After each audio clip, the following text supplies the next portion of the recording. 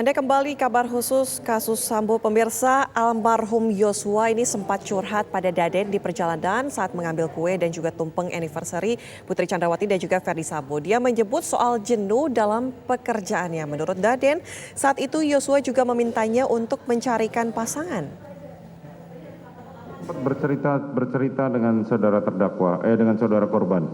Awalnya tidak, Yang Mulia. Tapi begitu sampai lampu merah pertama,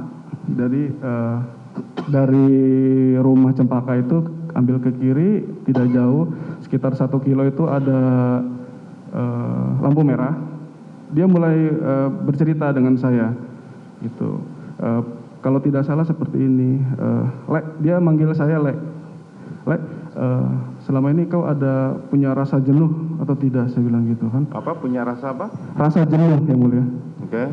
Terus saya tidak terlalu menggubris, kemudian setelah jalan baru saya bilang, dia tanyakan ada nggak sih rasa jenuh gitu kan. Kemudian kalau tidak salah saya jawab, yang namanya bekerja pasti ada rasa jenuh, saya bilang gitu. Cuman saat itu saya sampaikan harus pintar-pintar mensiasatinya, Lek, saya bilang gitu. Jadi kita harus punya target hidup seperti itu. Tahun pertama harus bisa berbuat apa, tahun selanjutnya harus berbuat apa. Terus saya ingat betul, Yang Mulia, ketika saya menyampaikan, ya intinya kita harus punya resolusi. Nah, di kata resolusi itu, Yang Mulia, dia menepuk tangan saya sampai handphone saya jatuh ke kaki, Yang Mulia, gitu kan. Nah, kalau tidak salah dia sampaikan seperti ini. Nah, itu dia. Gue nggak punya resolusi, Lek, gitu kan. Kenapa? Saya bilang gitu. Saya agak kaget gitu kan. Kenapa? Karena dia agak kenapa gitu kan, agak keras seperti itu bilang saya. Kenapa ya, gitu kan. Habis itu saya lupa pembicaraan lagi. Yang saya ingat itu saya sempatan saya bilang, makanya kamu nikah, saya bilang gitu. Kenapa? Gitu kan. Karena kalau kita melayani pimpinan, fokus kita, konsentrasi kita tentu kepada pimpinan, tapi untuk diri kita sendiri harus ada yang memikirkan, seperti itu kurang lebih, Yang Mulia, gitu kan. Kemudian Yosua menjawab kalau tidak salah, nikah sama siapa, dia bilang gitu. Nikah sama siapa juga, Lek, gitu ya. Kemudian saya jawab juga, karena saya tahu dulu dia pernah punya kekasih itu yang di saat itu saya belum tahu namanya siapa, yang di Jambi itu, gitu kan. Yang bidan itu, Lek, gitu kan. Enggak lah, dia sampaikan seperti itu. Udah enggak, gitu kan. Terus dia sampaikan juga, makanya lah kau carikan aku cewek, gitu kan, yang betul. Terus seingat saya waktu itu juga saya bilang, dikenalin kemarin nggak ada yang pas, gitu. Karena memang beberapa kali, Yang Mulia, sempat saya jodohkan juga dengan teman saya, gitu, ada beberapa, gitu. Terus perbincangan selanjutnya saya sempat menasihati almarhum Yosua, gitu. Kalau tidak salah, Jos, kamu harus pinter untuk memanage keuangan, gitu kan. Jadi jelas keuangan kamu tuh digunakan untuk apa. Dia hanya diam, Yang Mulia. Terus saya tidak mengerti. Dia merespon itu ketika saya tanya, besok kegiatannya apa, gitu kan. Terus dia hanya jawab seperti ini, Yang Mulia, nggak tahu lah, jangan suruh aku mikir, seperti itu. Oh ya sudah, habis itu saya tidak menanyakan tentang kegiatan, gitu. Saat itu saya tidak berpikir dia ada masalah apa, gitu. Seperti itu, Yang Mulia. Saya belum nanya ada masalah atau enggak. Siap. Tapi saudara sudah menyimpulkan pertanyaan saya. Saya cuma tanya situasi saudara waktu selama 6 jam bersama korban itu ngapain aja. Kan saudara pergi berdua. Betul, Yang Dan Mulia. perginya 6 jam. Siap. Artinya kalau situasinya kaku tidak mungkin selama itu kan. Betul, Yang Mulia. Artinya kalian berbincang-bincang, ngobrol ringan, terus bercanda, kan seperti itu? Siap, Yang Mulia. Betul kan? Betul. Nah, bahwa saya belum nanya ada masalah atau enggak, itu saya nggak nanya ke situ. Siap. Kemudian tibalah sampai di rumah pukul 00:01 ya. Siap. Saudara sudah mulai nurunkan kue sama nurunkan Tumpeng tadi. Siap. Mohon izin yang mulia. Berkenan kami lanjutkan yang mulia. Jadi itu cerita dilanjutkan itu di Mi Gacuan yang mulia. Apa? Di restoran namanya Mi Gacuan yang mulia. Oke. Siap. Nah di situ baru dia bilang gitu kan, kenapa kau minta carikan cewek? Saya bilang gitu. Dia bilang nggak tahu mamaku gitu kan, suruh aku cepat nikah terus. Sedangkan aku itu orang Batak itu pantangan untuk melangkahi kakaknya, karena kakaknya waktu itu disampaikan belum menikah. Seperti itu yang mulia. Jadi saya anggap mungkin ini masalah asmara, seperti itu yang mulia. Makanya saya bilang kan cuma masalah itu saja kan. siap yang mulia.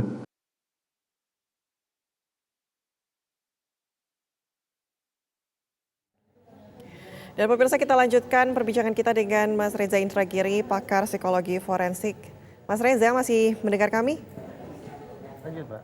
Ya, Mas Reza, tadi menarik sekali keterangan dari salah satu saksi yang dihadirkan hari ini, di mana ini bertentangan sekali dengan kesaksian dari Vera, yaitu pacar dari Brigadir J. Begitu tadi sempat dikatakan bahwa menurut Daden, Yosua sempat meminta untuk dicarikan pasangan. Padahal Vera ataupun saksi sebelumnya adalah Vera, ini mengaku adalah pacar dari Brigadir J begitu. Nah, melihat keterangan ini seperti apa? Apakah kemudian ada upaya untuk membenarkan sifat dari Yosua yang mungkin berganti pasangan atau seperti apa ini? Ini bukan persidangan yang memposisikan Yosua sebagai terdakwa kan? Bukan kan? Terdakwa dalam persidangan ini adalah Ferdi Sambo dan Putri Chandrawati kan? Ya. Itu ya, Mbak. Nah, alhasil kenapa kemudian ada informasi yang katakanlah rinci, sedemikian deskriptif tentang Yosua, saya tidak tahu. Dalam waktu 6 jam, saksi ini berdua dengan mendiang Brigadir Yosua. Selama 6 jam. Dalam 6 jam itu, percakapan, perbincangan tentu hilir mudik ke sana kemari. Tapi kenapa pada saat ini yang disampaikan oleh saksi yang satu ini justru episode perbincangan tentang tema yang itu. Saya tidak tahu apa sesungguhnya yang berkutat di kepala saksi. Yang jelas, menurut saya, ketika mendiang Brigadir Y justru diangkat sedemikian rupa sisi-sisi pribadinya, maka tidak tertutup kemungkinan bahwa rangkaian cerita atau keterangan semacam itu ditujuan untuk framing, untuk membangun sebuah kesan, membangun sebuah pemahaman tentang sosok Brigadir Yosua. Apakah kesan itu akan terbangun positif atau negatif? Ya tentu saja itu akan disampaikan oleh masing-masing saksi. Tetapi intinya adalah sekali lagi, karena ini bukan persidangan terhadap Brigadir Yosua, tapi yang justru diangkat adalah profil tentang Brigadir Yosua, maka sekali lagi tidak tertutup kemungkinan ini memang dibangun untuk menciptakan atau mendeskripsikan profil Yosua. Apakah profilnya negatif sehingga bisa dianggap sebagai hal yang membenarkan klaim kekerasan seksual, ataukah narasi itu positif sehingga bisa semakin mematahkan klaim tentang kejahatan seksual, itu nanti akan bisa dinilai oleh majelis hakim seiring dengan pemeriksaan dari satu saksi ke saksi lainnya. Mas Reza, artinya untuk ataupun mengangkat karakter dari korban dalam hal ini adalah Brigadir J begitu adalah upaya untuk mendukung klaim bahwa terjadi kekerasan seksual terhadap PC begitu? Dari sudut pandang hukum kan sesungguhnya posisinya sangat jelas. Siapa pelaku, siapa korban, hitam putihnya sangat kentara. Tapi dari sudut pandang psikologi forensik, memang ada pandangan bahwa antara pelaku dan korban tidak terpisahkan secara absolut seperti itu. Sehingga ada istilah kejahatan yang sedikit banyak mendapatkan kontribusi dari pihak korban, ini istilahnya. Jadi korban tidak sepenuhnya berada di posisi sebagai pihak yang dirugikan. Korban tidak sepenuhnya berada pada posisi sebagai pihak yang dijahati. Tapi dari sudut pandang psikologi forensik memang ada peristiwa kejahatan di mana korban turut berkontribusi bagi terjadinya peristiwa tersebut. Nah, kalau kemudian teori atau penjelasan semacam ini yang ingin dipakai atau dimanfaatkan terutama oleh terdakwa Ferdi Sambo dan terdakwa PC, Putri Chandrawati, maka sudah bahwa sebagaimana saya pernah katakan dalam perbincangan di TV One pada waktu-waktu sebelumnya, bahwa andaikan Ferdi Sambo dan Putri Chandrawati nantinya divonis bersalah, tetapi kemudian dipandang bahwa mendiang Yosua turut berkontribusi bagi peristiwa itu, maka simpulannya adalah betapapun Ferdi Sambo dan Putri Chandrawati itu bersalah, tapi ada pihak lainnya juga harus disalahkan. Betapapun Ferdi Sambo dan Putri Chandrawati harus dimintai pertanggungjawaban secara pidana, tetap ada pihak lain juga harus dimintai pertanggungjawaban serupa. Kalau Ferdi Sambo dan Putri Chandrawati harus dihukum karena sudah melakukan aksi pembunuhan berencana, maka sesungguhnya ada pihak lain juga harus dihukum karena sudah melakukan provokasi eksternal terhadap mereka berdua. Itulah tanda petik manfaat yang akan bisa diperoleh ketika profil korban diangkat dari sisi yang negatif. Tidak hanya saksi dalam pengertian orang biasa, tapi barangkali kehadiran ahli dari disiplin psikologi pun tanda petik bisa dimanfaatkan untuk membangun profil itu, baik itu profil yang positif maupun profil yang negatif terhadap diri atau tentang diri terdakwa maupun tentang korbannya. Untuk serba mengaburkan situasi, untuk tidak lagi membuat definitif mana pelaku dan mana korban. Baik. Artinya mungkin karakter ataupun profil ini bisa mengacu pada motif sebenarnya ataupun motif dari kenapa dilakukannya pembunuhan tersebut. Sebenarnya apakah memang berpengaruh? Karena ini pembunuhan, apakah berpengaruh dengan motif yang mungkin ingin dibangun dari pengangkatan profil dari korban tersebut begitu? Ini introspeksi ya, mawas diri, termasuk berlaku ke diri saya sendiri. Kadang-kadang kita ini punya ekspektasi yang berlebihan terhadap psikologi. Dalam pengertian adalah ketika kita kemudian memotret seseorang sebagai misalnya berkepribadian buruk, maka kita bisa tergelincir untuk menyimpulkan bahwa perilakunya pasti buruk. Demikian pula sebaliknya. Ketika seseorang kita bingkai dalam kepribadian yang positif, maka kita asumsikan perilakunya pun akan positif. Padahal antara kepribadian dan perilaku adalah dua hal yang berbeda. Contoh konkretnya begini. Ada orang yang dinilai punya kepribadian sangat baik. Lulus penataran P4, kemudian mendapat penghargaan sebagai orang yang berintegritas. Itu kepribadiannya positif. Tapi suatu hari dia ternyata maling. Apa yang ingin kita katakan? Ya sudah jelas bahwa ternyata perilaku tidak selalu seiring sejalan dengan kepribadiannya. Atau sebaliknya contohnya. Ada seseorang yang kadung dicap sebelah negatif. Orang ini paranoid. Orang ini memilih untuk tertutup. Orang ini tidak mau berbagi isi hati. Orang ini berpenampilan aneh, tanda petik. Tapi ternyata betapapun kita sudah cap dia dengan kepribadian yang serba negatif, tapi faktanya adalah dia rajin beribadah, dia tidak pernah merugikan orang lain, dia membantu tetangga. Lagi-lagi, ada kekontrasan antara perilaku dengan kepribadiannya. Kepribadian yang kadung dipotret oleh pihak eksternal.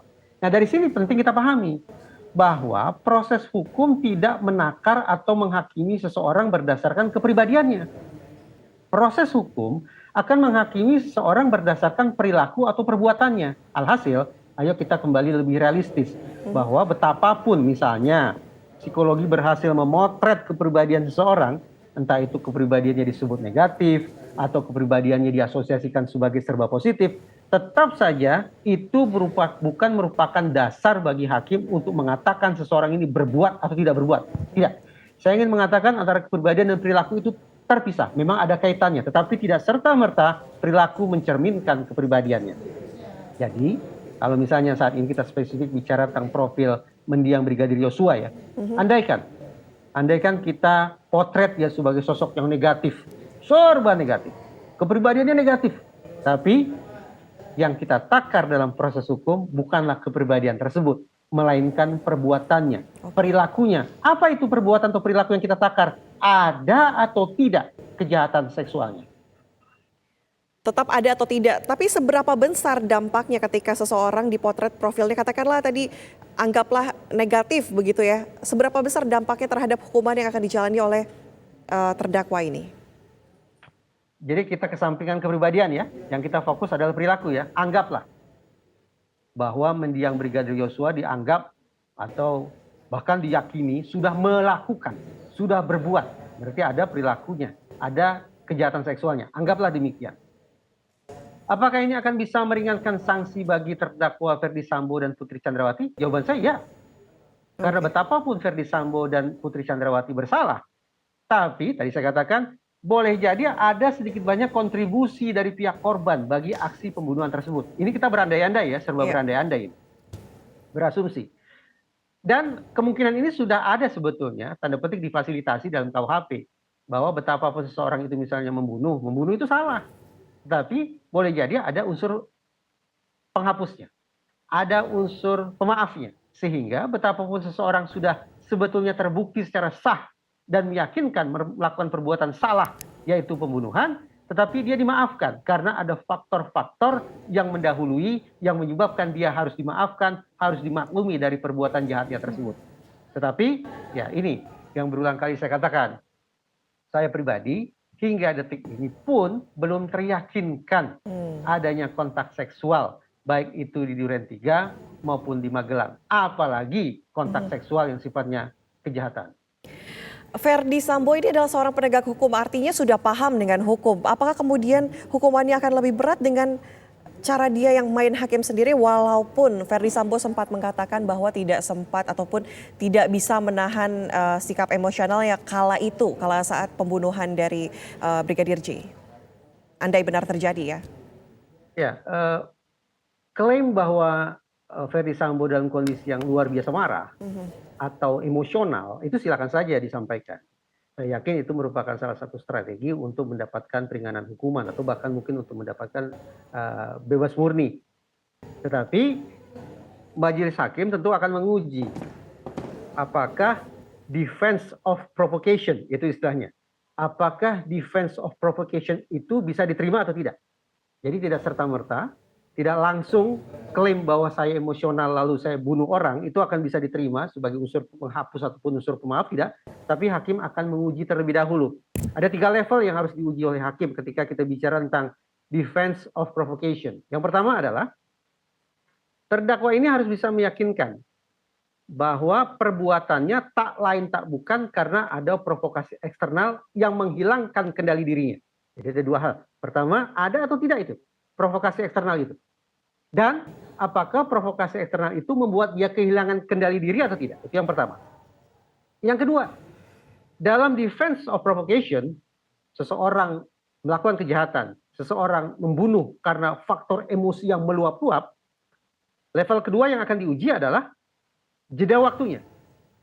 Defense of provocation klaim bahwa ini membunuh karena faktor emosional akan bisa diterima apabila tidak ada jeda waktu. Atau kalaupun ada jeda waktu itu dipastikan amat sangat singkat, tidak makan waktu sampai berhari-hari. Ya, kita bisa bayangkan kalau sudah makan waktu harian misalnya, pekanan, bulanan dan seterusnya, maka kita bisa bayangkan bahwa emosinya sudah cooling down, sudah ada penurunan ketegangannya, sehingga klaim emosi sebagai penyebab pembunuhan, klaim defense of provocation akan ditolak. Ini level kedua.